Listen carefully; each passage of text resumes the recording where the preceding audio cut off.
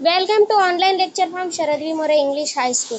So आज हम 8th standard का सेकंड लेसन जो है वो पढ़ने वाले। ओके, सेकंड लेसन का नाम क्या है? मी चित्रकार कसा झालो, है ना। मैं चित्रकार कैसे बन गया। उसके राइटर कौन है? ल म कडू। उनका जन्म कब हुआ है? 1947 में। ओके, 1947। वो कौन है? प्रसिद्ध मराठी लेखक है और चित्रकार भी है। त्यांची बालसाहित्याची सुमारे 30 पुस्तके प्रकाशित आहेत। मतलब उनके 30 बुक्स जो उन्होंने लिखे हुए वो प्रकाशित मतलब क्या? पब्लिश है। त्यांची झाड हे लहान मुलांसाठी असलेले द्विभाषिक पुस्तक। द्विभाषिक मतलब क्या? द्विभाषिक मतलब दो लैंग्वेज में लिखे हुए। ओके, द्विभाषिक पुस्तक। खारीचा वाटा हा कथासंग्रह, जॉर्ज कॉर्वर हे चरित्र, रावीचा मोर हे बालसाहित्य इत्यादी पुस्तके प्रसिद्ध आहेत। तो ये बुक्स उनके क्या है? पब्लिश है। त्यांना 2017 साली खारीचा वाटा या पुस्तकासाठी साहित्य अकादमीचा पुरस्कार, बालसाहित्य पुरस्कार व 2014 साली महाराष्ट्र शासनातर्फे उत्कृष्ट वाङ्मय निर्मितीचा पुरस्कार, साने गुरुजी पुरस्कार मिळालेला आहे। तो ये सब पुरस्कार उनको मिले हैं। ठीक है, तो निसर्गाच्या सानिध्यात आपल्याला आपल्यातील उपजत कला शोधण्याचे अनेक मार्ग सापडतात, हे लेखकाने स्वानुभवातून या पाठात सांगितलेले आहे। स्वानुभव मतलब क्या? Self experience. उनको जो भी एक्सपीरियंस आ गया लाइफ में, उन्होंने क्या करे? 8th स्टैंडर्ड के बच्चों को उन्होंने क्या करे? बताए हैं। ठीक है, तो देखो, मी तुमच्या एवढा असताना जे अनुभवलं ते पाहिलं ते तुम्हाला सांगणार आहे। मी तुमच्या एवढा मतलब 8th स्टैंडर्ड के बच्चे जितने रहते हैं ना, जितने कि 13-14 साल के, वो उस टाइम पे उस उम्र में उनको जो भी एक्सपीरियंस आया वो उन्होंने आपको बताया है। प्रथम निसर्ग। निसर्ग मतलब क्या? नेचर।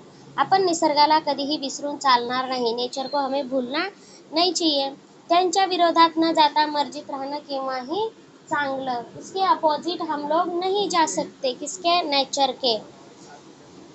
निसर्गातून आपलं पालन पोषण होतं आणि निसर्गच आपल्याला नाना कला शिकवतं। तो नेचर से ही हम लोग क्या करते? पले बड़े रहते, खेलते कूदते नेचर के इसमें ही, है ना। तो उसके अपोजिट हम लोग नहीं जा सकते। तो उन्होंने नाना कला शिकवतं मतलब अलग अलग प्रकार के खेल वगैरह सब सिखाते हैं।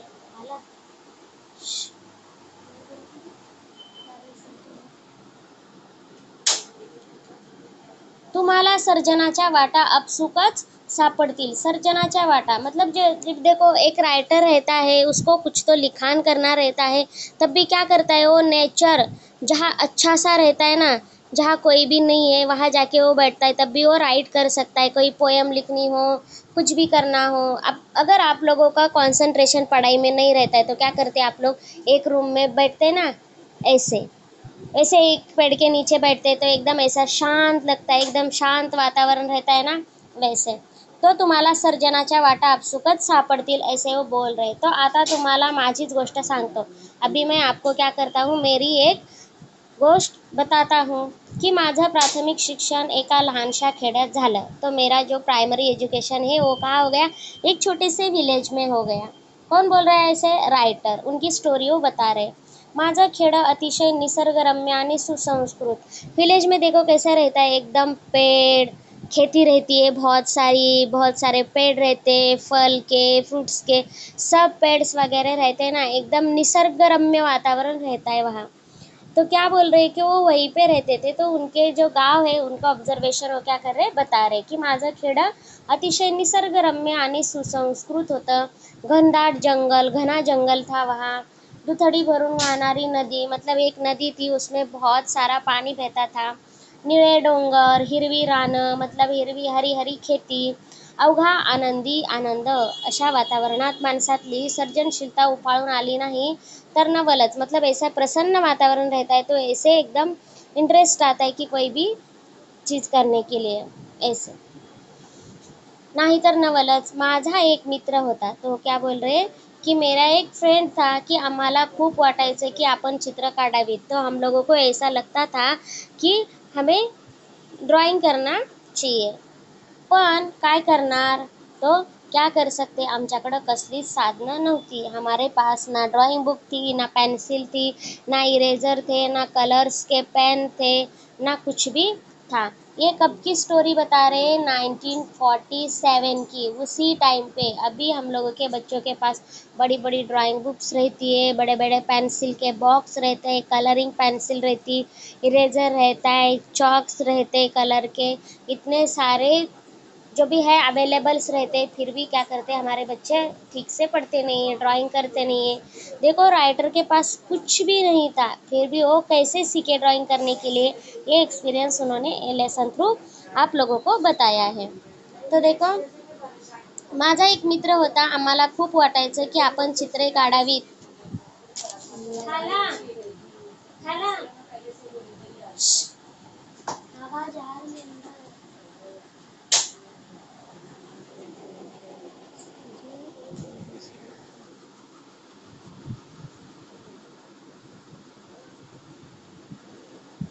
तो आम्हाला खूप वाटायचं कि अपन चित्र काढावीत। हम लोगों को ऐसा बहुत लगता था कि हमें ड्राइंग करनी चाहिए, पण काय करणार। बट हम लोग क्या करेंगे, आमच्याकडे कसलीच साधनं नव्हती। हमारे पास जो ड्राइंग के लिए जो सामान लगता है वो कुछ भी नहीं था। ना पेंसिल थी, रंग थे, ब्रश, ते तर सोडाच, साधा कागद ही नव्हता। जो ब्लैंक पेपर रहता है ना ड्राइंग के लिए, तो वो भी पेपर हमारे पास नहीं था। ऐसे वो बोल रहे। ओके।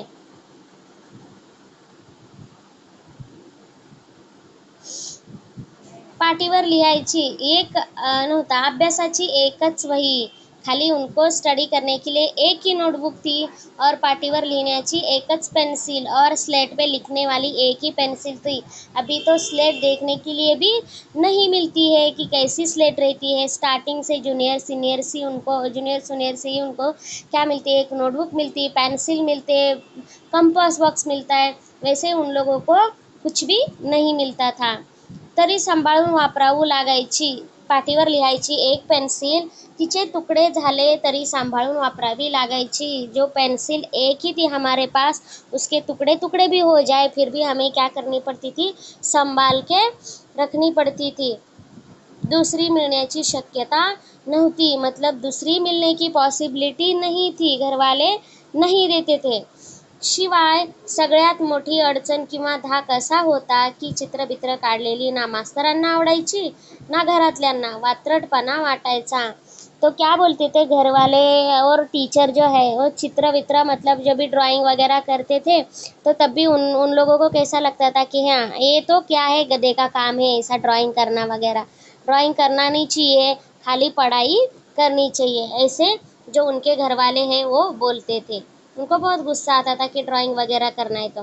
वैशाख महिन्यातलं ऊन करपवून टाकणारं असायचं। वैशाख महीना मतलब जो मई महीना रहता है ना, वैशाख महीना मतलब ये जो वैशाख है मराठी मंथ है। ज्येष्ठ, चैत्र, वैशाख, आषाढ़, श्रावण, भाद्रपद, ये जो है मराठी महीने हैं। जैसे कि इंग्लिश मंथ रहते हैं ना, जनवरी, फरवरी, मार्च, अप्रैल, मई, ऐसे ये जो वैशाख महीना है मतलब इंग्लिश महीना जो रहता है वो मई महीना। मई महीने में कैसा रहता है, मई मंथ में बहुत ही धूप रहती है ना, वैसे तो वैशाख महिन्यातलं ऊन करपवून टाकणारं असायचं, मतलब बहुत ही कडक धूप थी। आम्ही गावातली सगळी मुलं नदीच्या डोहात जाऊन पडायचो। तो क्या बोल रहे हो कि हम लोग सब जो है, देखो गांव में क्या करते हैं, छोटे बच्चे बड़े लोग जो समर वेकेशन में छुट्टी मनाने जाते हैं ना, तो कुएं में क्या करते हैं, स्विमिंग के लिए जाते हैं। ऐसे नदी में कुएं में जाते स्विमिंग के लिए, दोपहर में ज़्यादा धूप रहती है ना तब भी, वैसे वो लोग भी जाते थे। गावातली सगळी मुलं नदीच्या डोहात जाऊन पडायचे, तो नदी में वो स्विमिंग के लिए जाते थे।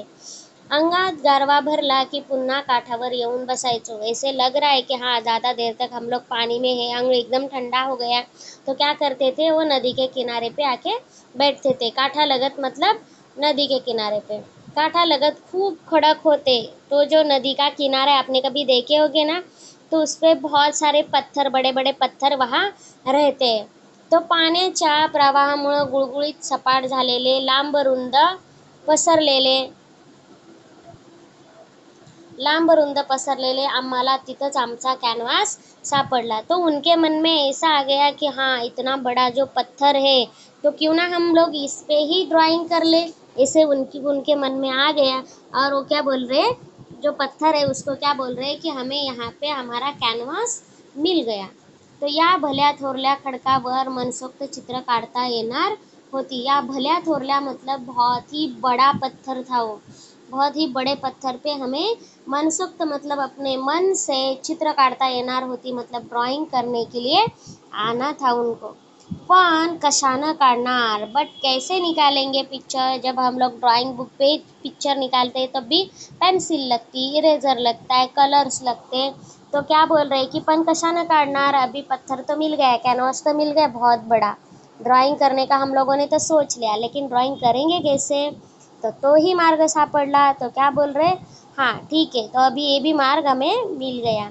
तो आमच्या त्या भागात तांबूस रंगाचा मुरुम असतो। तांबूस रंगाचा मुरुम, जो ऐसे ब्राउन कलर के जो पत्थर रहते हैं ना, वो वैसे जल्दी टूट जाते हैं, वैसे उसको बोलते हैं मुरुम।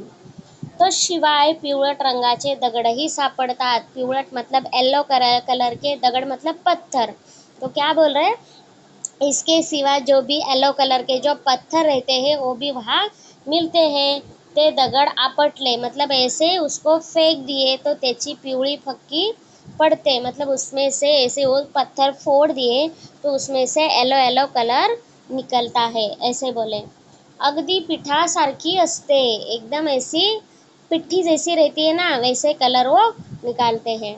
हवं तसं पानी घातलं की पिवळा रंग तैयार, और उसमें थोड़ा भर जितना हम लोगों को चाहिए उतना पानी उसमें डाल दिए तो हो गया येलो कलर। तो मुरमाचा खडा ओला करून घेतला की खडकावर चित्र रेखाटणं सुरू झालं। जो मुरुम, मुरुम मतलब मैंने बताया ना आप लोगों को, जैसे कि एक पत्थर रहता है ऐसे ब्राउन कलर का, वो जल्दी ही क्या हो जाता है, ऐसे ज़्यादा उसको फेंकते तो टूट जाता है। तो ऐसे उसको उनको चित्र निकालना है, पिक्चर निकालना है, तो वो क्या हो जाता है, जैसे आपको चाहिए एक शेप, वैसा वो शेप निकालने के लिए आता है।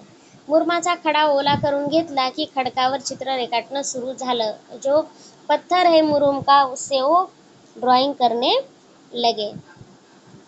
काय काढू आणि काय नको असं व्हायचं। तो तभी उनके मन में, हाँ वो बहुत हैप्पी हो गए थे। हाँ हमें अभी कैनवास मिल गया, कलर भी मिल गया, अभी ये मुरुम का जो पत्थर है वो भी हमें मिल गया चित्र निकालने के लिए। तो अभी मैं कौन सा चित्र निकालूं और कौन सा नहीं, ऐसे उनको एकदम एक्साइटमेंट हो गई थी। गुडघ्यावर टेकून रेष काढण्यात दंग व्हायचो। रेषा काढीत हातभर पुढं सरकवल्यावर मागं वळून पाहावं तर रेषा वाळून लाल जर्द झालेल्या असायच्या।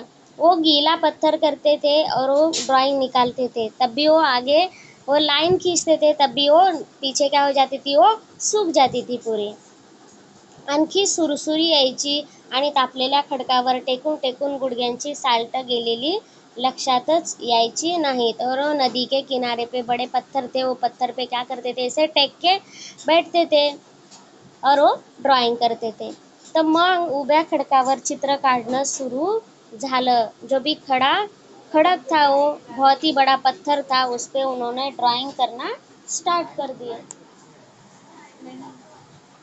आपको लेना था पेंचा है, एक पेंचा एक आपण काय इव्हिनिंग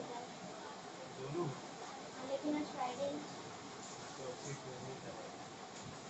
देखो।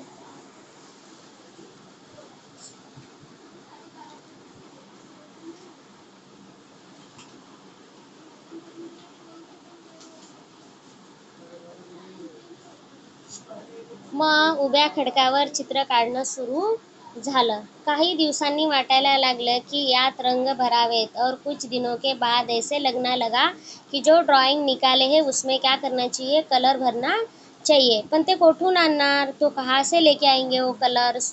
त्या दिवसात काटे सावर फुलते, लाल भडक होते, तिच्या फुलातले पराग पाण्यात चुरगळले की जांभळा रंग होतो। ऐसे फूल के बीच में जो रहता है ना, उसको क्या बोलते हैं, पराग। तो वो पानी में क्या करते हैं, ऐसे डाल देते उसमें, तो उसमें से पर्पल कलर मिलता है। और शेंद्री नावाच्या वनस्पतीच्या बोंडातल्या बिया भगवा रंग देतात। तो उसमें से कौन सा कलर मिल गया आपको? Orange colour. और काही पानांचा हिरवा कलर, जो पत्ते रहते हैं उसमें से उन्होंने ग्रीन कलर निकाल दिए। और चुन्याचा पांढरा, कुंकवाचा लाल, जो कुमकुम रहता है उसका रेड कलर, और जो चूना रहता है ना उसका व्हाइट कलर, आणि दगडाचा पिवळा होताच, और वो पत्थर का उन्होंने जो निकाला हुआ था येलो कलर था ही। और बाम्बूची कोवड़ी काड़ी, और जो बाम्बू रहता है उसकी क्या है, एक छोटी सी जो काड़ी रहती, वो उसमें से वो क्या करते थे, ड्राइंग करते थे, सॉरी कलर देते थे। बांबूची कोवळी काडी घेऊन पुढचं टोक ठेचलं की त्याचा ब्रश व्हायचा। तो ब्रश जो बाम्बू की जो एकदम कोवड़ी मतलब छोटी सी जो काड़ी रहती है, उससे उन्होंने क्या करे, पुढचं टोक जो पुढचा आगे का जो नोक रहता है ना, वो उसको थोड़ा सा क्या करे उन्होंने छोटा किए, तो उसका ब्रश हो गया। तहानभूक हरपून आम्ही दगडावरची चित्र रंगवत बसायचो। तहानभूक हरपून मतलब हमें ना प्यास लगती थी ना भूख लगती थी, हमें हमारा कैनवस मिल गया था, तो हम लोगों को ऐसा लग रहा था कि कितने चित्र निकालूं, कितने पिक्चर निकालूं और कितने नहीं। तो हम लोग खाते पीते कुछ भी नहीं, खाली क्या करते थे, ड्राइंग ही करते बैठते थे। नजर जाईल तिथपर्यंत चित्र चित्र, और जहाँ तक हम लोग देखते हैं वहाँ तक ड्राइंग ही ड्राइंग हमें दिखाई दे रही थी, चित्र ही चित्र दिखाई दे रहे थे। थोड्या दिवसांनी पाऊस यायचा, नदी व्हायला लागायची आणि आमची चित्र नदीच्या पोटात गडप व्हायची। तो थोड़े दिन के बाद क्या होता था, बारिश आती थी, और जब भी समर वैकेशन रहता था तो पानी क्या हो जाता था उसमें का, कम हो जाता था, इसलिए वो पत्थर ऊपर आते थे। और जो बारिश होती थी तो क्या हो जाता था, पूरे पत्थर अंदर जाते थे, और क्या बोले कि नदी व्हायला लागायची, मतलब वहाँ बहुत सारा पानी आता था कि आमची चित्र नदीच्या पोटात गडप व्हायची। तो हम लोगों के जो भी पिक्चर है वो उस पे जो नदी है उसके पेट में जाते थे, ऐसे बोल रहे। ठीक है, 11:40।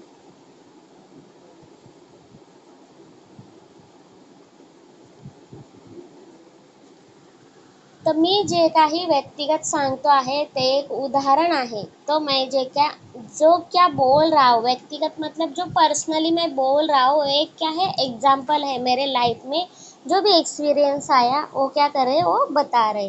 ठीक है, तर निसर्ग किती परीनं आपल्याला देत असतो ते लक्षात येईल। मला इतकंच म्हणायचं आहे की साधनं नाहीत म्हणून अडून बसण्याचं कारण नहीं। आपके पास ड्राइंग करना है आपको, तो आपके पास नहीं पेंसिल है, नहीं कुछ भी नहीं है, तो इनका बताने का मतलब क्या है कि हमारे पास हमें मन से जो भी चीज़ करनी है तो करनी है। आप लोग कैसे भी करके वो कर सकते हैं, है ना, किसी भी कंडीशन में एडजस्ट कर सकते हैं। ना कि आप लोगों के पास जैसे कि मेरे पास ड्राइंग बुक ही नहीं है, मेरे पास कलर ही नहीं है, ऐसा मत बोलो, ऐसे बोल रहे हैं।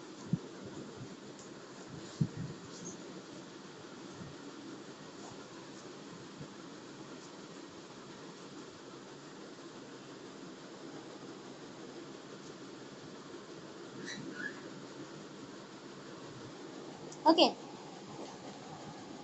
अडून बसायचं नाही। तुमची इच्छा तीव्र असतील तर साधनाशिवाय साधना करता येते। साधनाशिवाय मतलब आपके पास जो भी नहीं है तो उसके सिवाय भी आप लोग कर सकते हैं। आपके मन में जो भी तीव्र इच्छा रहती है तब भी।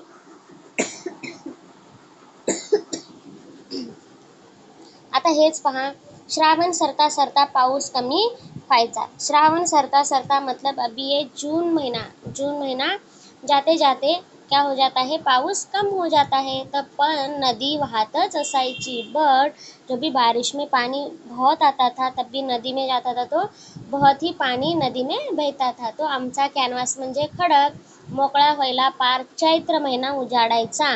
तो कब वो उनका जो कैनवास है वो ऊपर आता था, कब, जब भी पूरा पानी नदी का कम हो जाता था तभी। तोवर काय करायचं, त्यातूनच आम्हाला मातीचा नाद लागला, और उसमें से ही हमें मिट्टी का नाद लग गया। तो लाल भडक मऊशार माती हाताला लोण्यासारखी वाटायची, और जो मिट्टी है एकदम मऊ सॉफ्ट और लाल कलर की और लोनी जैसी हाथ में ऐसी लगती थी। तो मूर्ती कराव्यात असं ठरलं। तो उनको उनके मन में ऐसे आ गया, जो मिट्टी है ये एकदम ऐसी मस्त है, एकदम सॉफ्ट सॉफ्ट है, तो उसमें से हम क्या करेंगे, मूर्ति के बनाएंगे. पण हा मातीचा खेळही लपून छपून करावा लागे. बट ये मिट्टी का जो खेल है वो भी हमें छुप छुप के करना पड़ता था.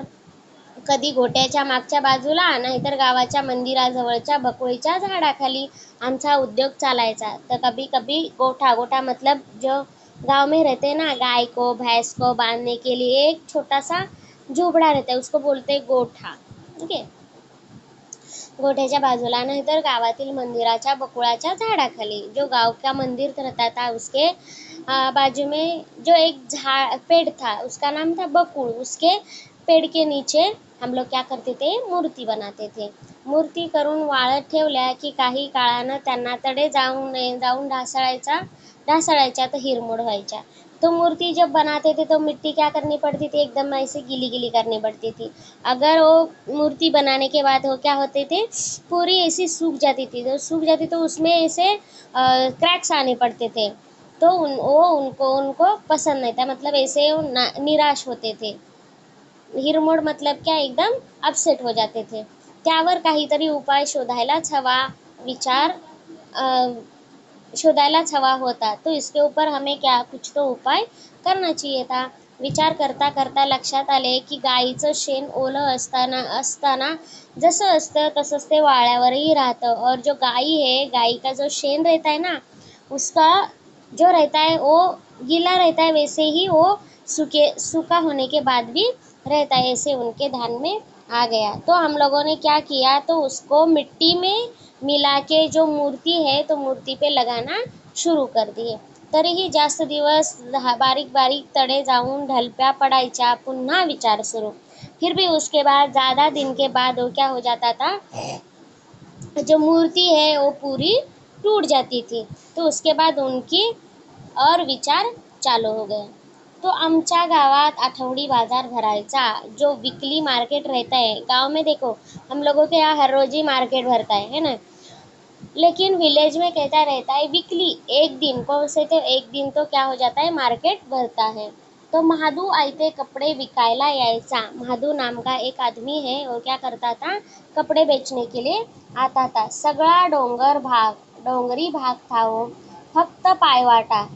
डोंगरी भाग, फक्त पायवाटा मतलब ऐसी पाऊल वाट थी जिसमें से कोई भी व्हीकल आता जाता नहीं था. खाली एक आदमी ऐसे आते जाते चलता था खाली. वो उसको बोलते पायवाट, मतलब चलने के लिए जितना रास्ता चाहिए उतना ही रास्ता. तो आपला माल घोड्यावरून लादून आणायचा. तो जो कपड़े बेचने के लिए आता था ना, तो क्या करता था, जो घोड़ा है उसके ऊपर वो जो काठोडे बांध के वो क्या करता था, लेके आता था. नांदुरकीच्या झाडाची दाट सावली पडायची. एक नांदुरकी नाम का एक पेड़ है, तो उसकी बहुत ही छाया जो है अच्छी थी. तो झाडाच्या मुळीला घोडा बांधून ठेवायचा. तो क्या करता था, वो जो पेड़ है वो पेड़ के नीचे उसका घोड़ा बांध के रखता था. तो आम्हाला घोड्याची लीद दिसली. लीद म्हणजे घोड्याचे शेण. लीद मतलब क्या, जो घोड़े का शेण रहता है ना वो. त्यात बरेच धागे दिसत होते. ते धागे माती धरून ठेवतील. तो उनको ऐसा लगा कि वो जो घोड़े की लीद रहती, घोड़े का शेण रहता है, वो जो मूर्ति को लगाएंगे तो मूर्ति को ऐसे क्रैश नहीं पड़ेंगे. ऐसा विचार करून आम्ही तो प्रयोग केला. ऐसा विचार करके उन्होंने क्या करे कि ये प्रयोग किया कि आता आमच्या मूर्तींना बिलकुल तडे जात नव्हते. तो हमारी मूर्ति ऐसी जैसी बनाई है वैसे ही रहती थी. तो केवढा आनंद झाला हे मला शब्दात सांगता येणार नहीं. तो मैंने जो मूर्ति बनाई है और उसमें मैं सक्सेस हो गया, तो ऐसे मैं इतना हैप्पी हो गया, ये मैं वर्ड में नहीं बता सकता. ऐसे वो बोल रहे की मी माध्यमिक शाळेत असताना आर्किमिडीज या शास्त्रज्ञाचा धडा वाचला. मैं माध्यमिक स्कूल में था, हायर स्टैंडर्ड में. तभी उन्होंने क्या करे, आर्किमिडीज शास्त्रज्ञ जो है उनका जो लेसन आहे, धडा मतलब क्या, लेसन उन्होंने रीड किया था की त्याला हवं होतं ते तत्व शोधण्यासाठी तो साध्या वाटणाऱ्या गोष्टीतही शोधत राहायचा. उनको जो चाहिए वो मिलने के लिए वो कहीं पे भी सर्च करता था. ते सापडल्यावर तो न्हाणी घरातून युरेका करत धावत सुटला तेव्हा माझ्या लक्षात आलं की आपल्यालाही तेवढाच आनंद झाला होता. तर मूर्तींना तडे जाण्याचं थांबलं होतं. मुझे भी जो आर्किमिडीज को जितना आनंद हुआ था उतना मुझे भी हो गया कि मैंने जो मूर्ति बनाई है, जैसी बनाई है वैसे ही जो सूखने के बाद भी वैसी की वैसी रही है, उतना मुझे भी आनंद हो गया था. आपल्या पुरता का होईना पण एक शोध होता जो